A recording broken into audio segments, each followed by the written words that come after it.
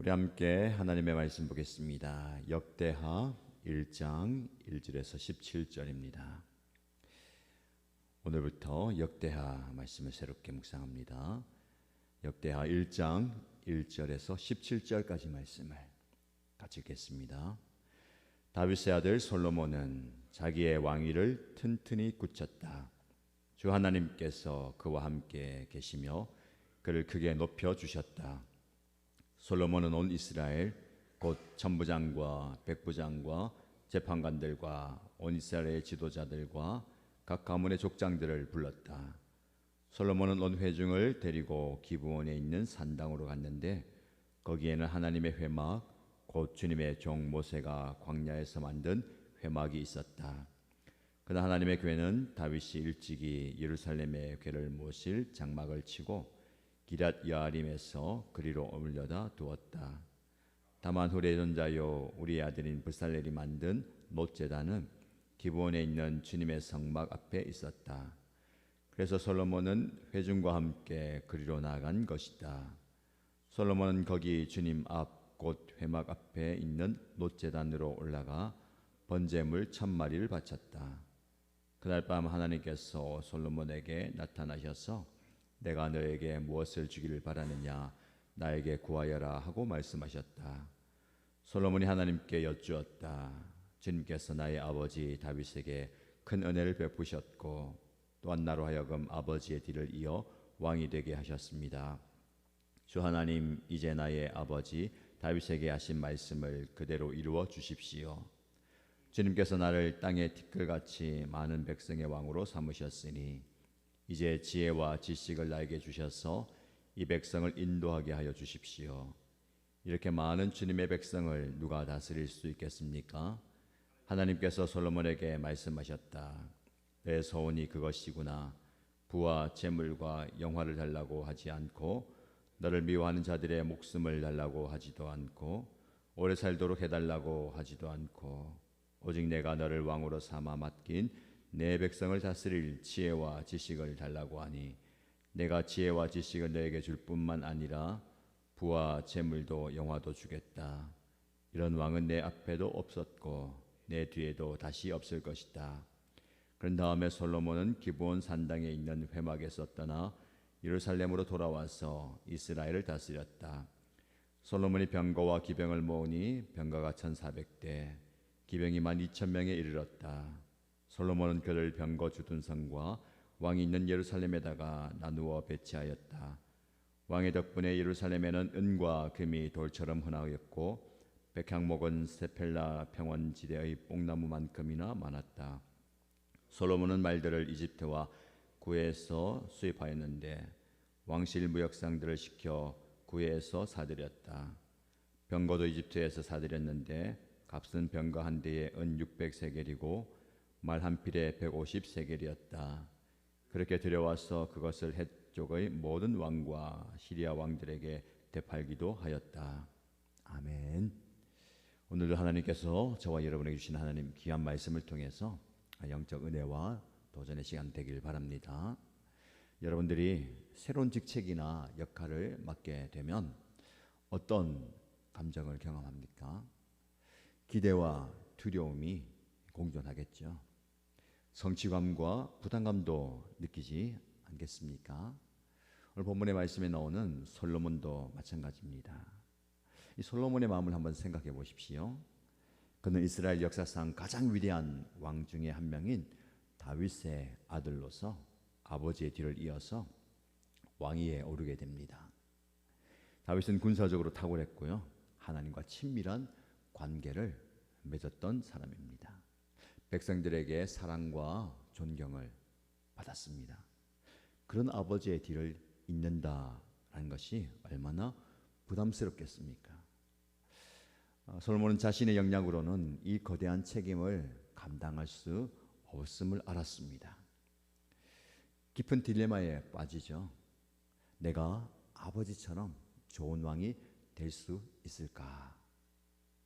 내가 어떻게 이 많은 백성들을 다스릴 수가 있을까?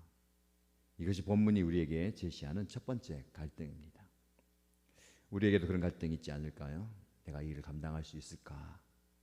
내가 좋은 무언가 이 일을 감당하는 직분자가 될 수 있을까? 그런 갈등 말입니다.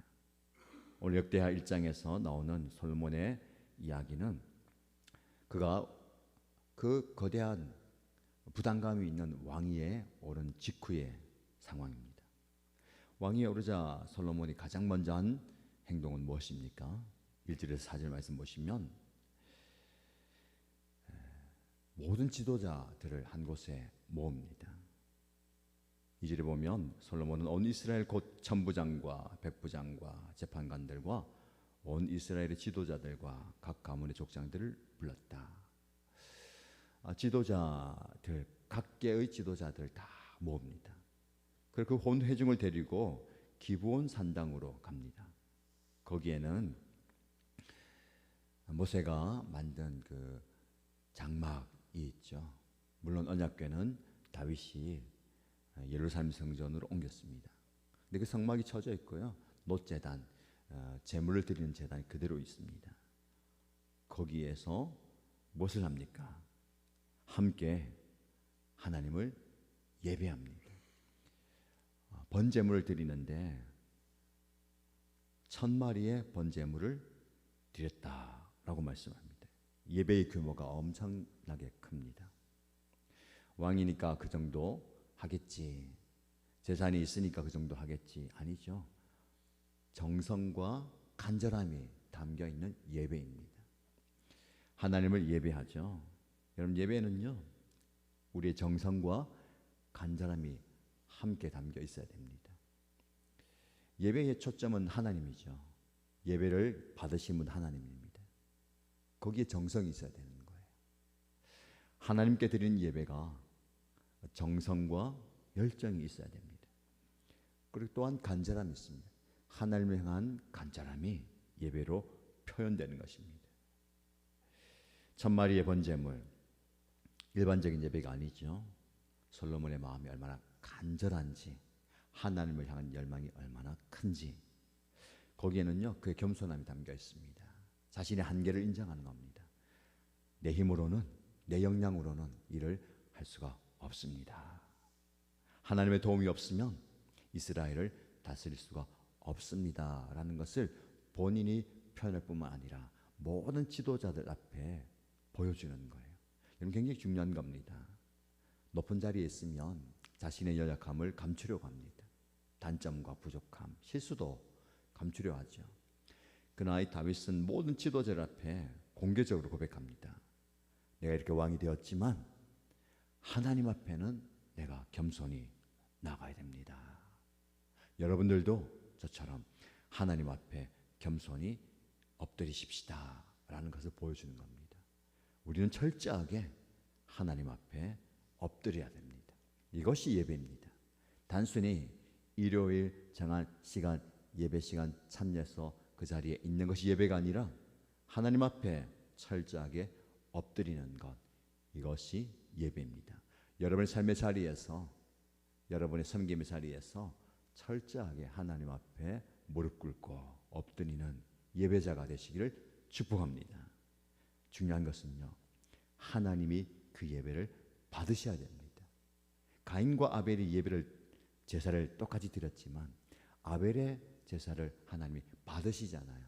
우리는 하나님이 기뻐하시는, 하나님이 받으시는 예배를 드려야 됩니다. 내가 원하는 예배, 내가 좋은 예배, 내가 흡족한 예배가 아니라 하나님이 기뻐 받으신 예배. 7절 말씀에 그날 밤에 하나님께서 솔로몬에게 나타나셔서 말씀하십니다. 예배를 받으셨다는 거예요. 1000마리의 번제물을 받으신 게 아니라 그 안에 있는 솔로몬의 마음 중심을 받으셨다는 거예요. 하나님을 신뢰하고 하나님을 찾고 하나님을 의지하는 그 마음을 받으시는 거예요. 여러분들이 지금 어떤 마음으로 하나님께 나아가고 있습니까? 솔로몬처럼 간절함이 있습니까? 답답함이 있습니까? 부족함이 있습니까? 연약함이 있습니까? 어떤 이유이건 하나님께 나아가서 예배드리시기 바랍니다. 하나님 찾으셔야 됩니다. 우리는 이걸 놓칠 때가 있어요. 내가 괜찮을 때, 내 상황이 좋을 때, 내 감정이 좋아졌을 때 예배할게, 예배하러 갈게요. 그럴 수가 없습니다. 여러분의 연약한 상황과 아픈 상황과 부족한 상황이 예배드려야 할 이유가 되길 바랍니다. 하나님을 찾아야 되는 이유, 하나님을 간절히 부르짖고 하나님께 엎드려야 할 이유, 여러분의 삶의 자리에서 찾으시기 바랍니다. 하나님께서 여러분을 만나 주실 겁니다. 그날 밤에 하나님께서 솔로몬에게 나타나셔서 오늘 밤에 하나님께서 여러분에게 나타나시기를 축복합니다. 하나님께서 여러분에게 말씀하시고 여러분에게 임하시기를 간절히 축복합니다. 솔로몬에게 나타난 하나님께서 뭐라고 말씀하십니까? 내가 너에게 무엇을 주기를 바라느냐? 나에게 구하여라. 만약에 여러분들이 하나님의 이 음성을 듣는다면 여러분들은 무엇을 구하겠습니까? 근데 두 번째 갈등이에요. 첫 번째 갈등보다 더한 갈등이 여기 있습니다. 과연 내가 무엇을 구할 것인가? 내면을 들어봅니다. 내가 지금 가장 간절한 게 무엇인가? 내가 지금 가장 시급한 게 무엇인가? 여러분에게 이 질문이 주어진다면 무엇을 이야기하겠습니까? 중요한 선택의 순간이잖아요. 하나님께서 무엇이든 구하라, 이야기만 해보아라. 솔로몬이 무엇을 선택할 것인가? 모든 인간이 직면하게 되는 근본적인 질문입니다. 여기에는요, 내가 무엇을 가치 있게 여기는가? 나의 우선순위는 무엇인가? 라는 질문입니다. 단순히 내가 해결해야 할 문제, 어려움을 묻는 게 아니라 너는 무엇을 가장 중요하게 생각하고 어디에다 가치를 두고 어디에 우선순위를 두고 있느냐라는 질문입니다. 솔로몬은 이 중요한 순간에 무엇을 구합니까? 8절에서 10절 말씀 보면 솔로몬이 하나님께 여쭈었다. 하나님께서 나의 아버지 다윗에게 큰 은혜를 베푸셨고 나에게도 은혜 베푸셔서 내가 아버지의 뒤를 이어서 왕이 되었습니다. 어떤 고백입니까? 이 모든 것이 하나님의 은혜입니다 라고 고백하는 겁니다. 아버지가 잘나서 내가 잘나서 이 자리에 있는 것이 아니라 하나님의 은혜입니다. 그리고 주 하나님 이제 나의 아버지 다윗에게 하신 말씀을 그대로 이루어 주십시오. 아버지에게 주신 약속이 무엇입니까? 다윗의 언약, 내가 너의 후손이 대대로 왕이 될 것이고 그 왕위를 이어갈 것이다 라는 그 약속을 붙드는 겁니다.